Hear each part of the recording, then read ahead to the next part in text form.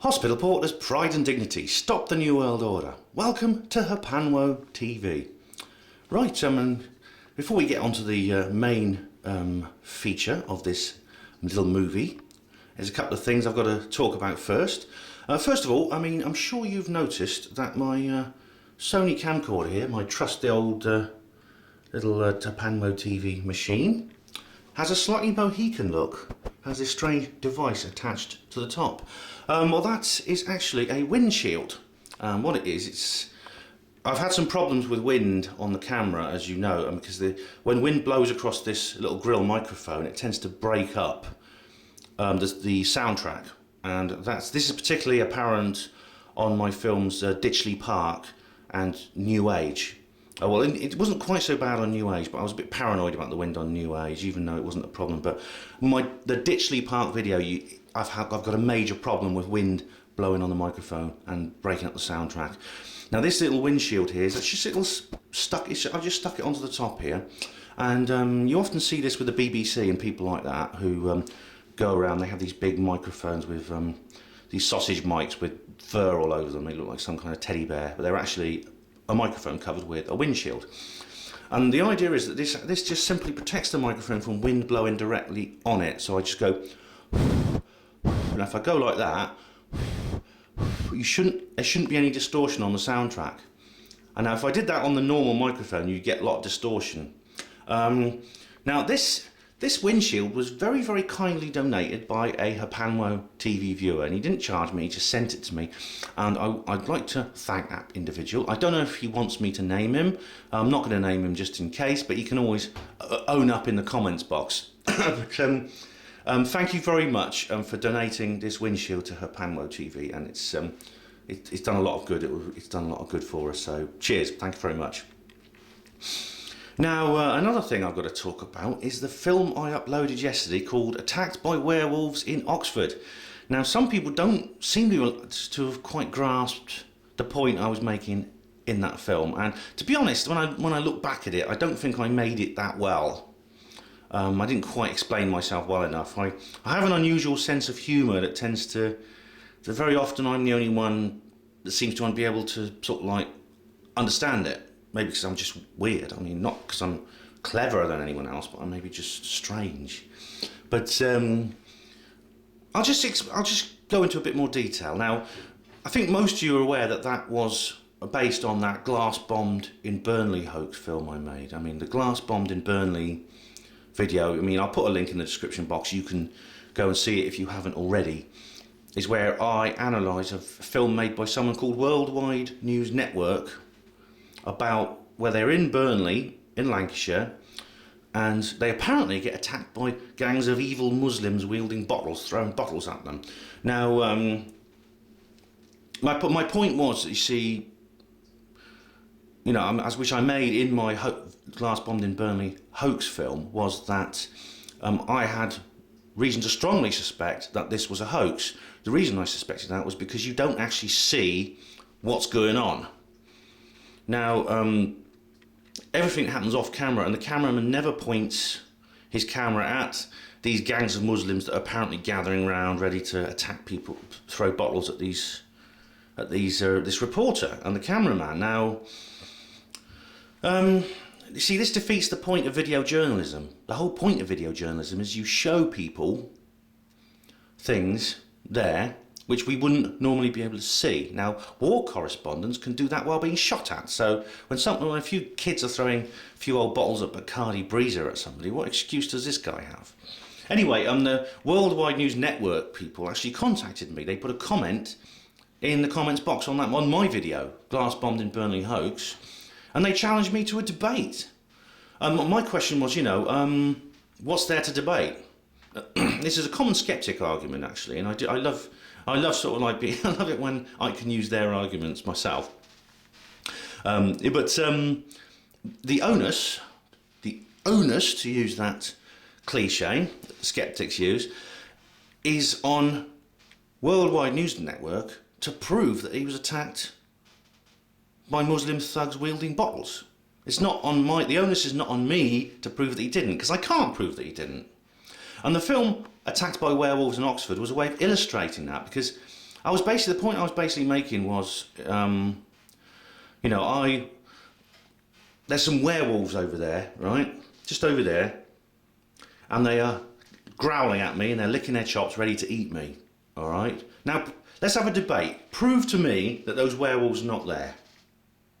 And the answer is, you can't. I can't prove that. You can't prove to me there weren't real werewolves there at that scene yesterday, right? At that location. You can't prove they didn't try to attack me because you hear. I tell you they're there, and then you hear them growling. Of course, I could have made those sounds up, just like the way I suspect that the sound of breaking glass was actually added to the soundtrack of Glass Bombed in Burnley post-production. But I can't prove that. There's no way of proving that. And that was my point. That was the joke. Sorry if I didn't articulate it very well, but that was the reason. That was basically what I was trying to say. So, get it? Boom, boom. Right, now then, on to the main feature of this little movie I'm making here in the bathroom of my home. I better not show you, there's some things embarrassing in here that I don't think my housemates would want broadcast, so I'm not going to show you everything in this room. Especially the disgusting bath with all the lime scale on it. And, oh god, what's that? Oh my god. Oh, forget it. Right, the US presidential election has reached its final stages, and by the time you watch this, probably you may well know who is going to be the next US president, whether it will still be Barack Obama or whether the newcomer, Mitt Romney, will unseat him. Well, what I'll do is if I upload this film actually after that is announced, then I will actually entitle the video Romney wins or Obama wins. That's the thing. Now, this is always heralded as one of the great processes of a democracy, the US presidential election. And the BBC have actually used the phrase in their coverage, the leader of the free world. Right. Democracy. Now, democracy is the ultimate buzzword, isn't it? It's this ultimate kind of... such a loaded, passionate term with so much baggage attached to it. Democracy. I mean, you almost want to take your cigarette lighter and wave it in the air, you know. Democracy, democracy, democracy, democracy. You know, and people start weeping sometimes when you talk about it, you know, and they'll go, my granddaddy died for democracy. You know, and things like that. And then people have...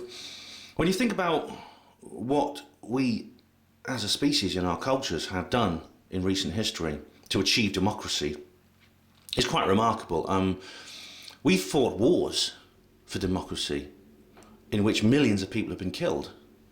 We've endured horrors and we've committed horrors to achieve democracy. People have dedicated their lives and their careers to attaining democracy, and very often they win Nobel Prizes. And there's for instance, the suffragettes, which women fought very hard to get the right to vote, and the one man, one vote campaign in South Africa in more recent years, within my lifetime, which I've seen, in which Nelson Mandela was jailed and he was released and stuff like that. And long ago, several centuries ago, there was the Chartist movement in Britain, which created the electoral system we have today.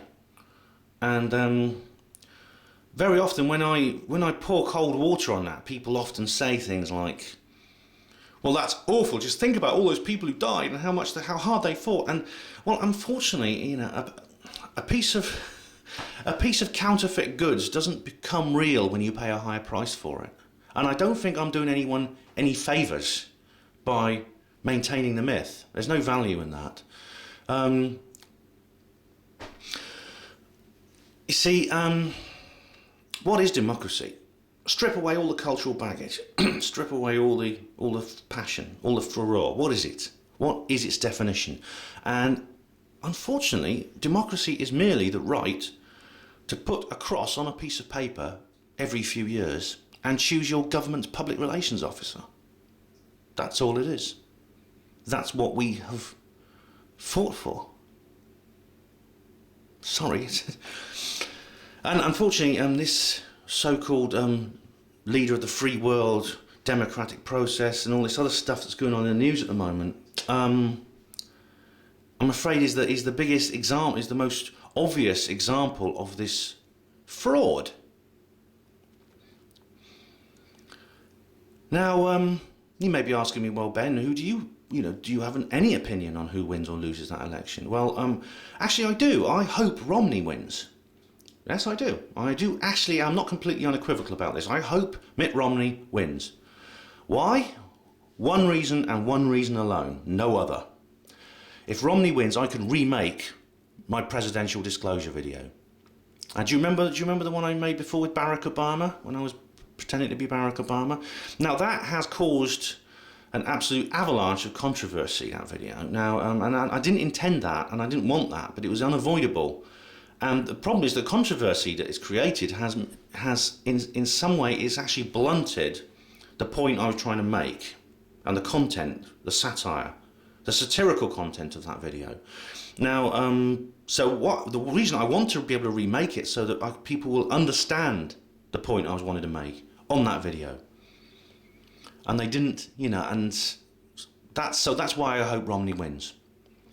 And if he does win, I will remake the video. Like I said, by the time you watch this, you may already know, and I will already know.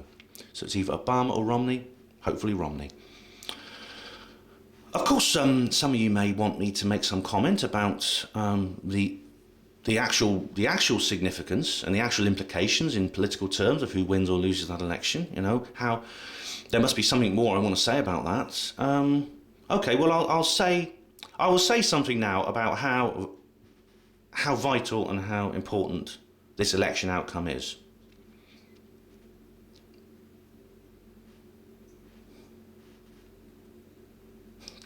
Hospital porters, pride and dignity, stop the New World Order.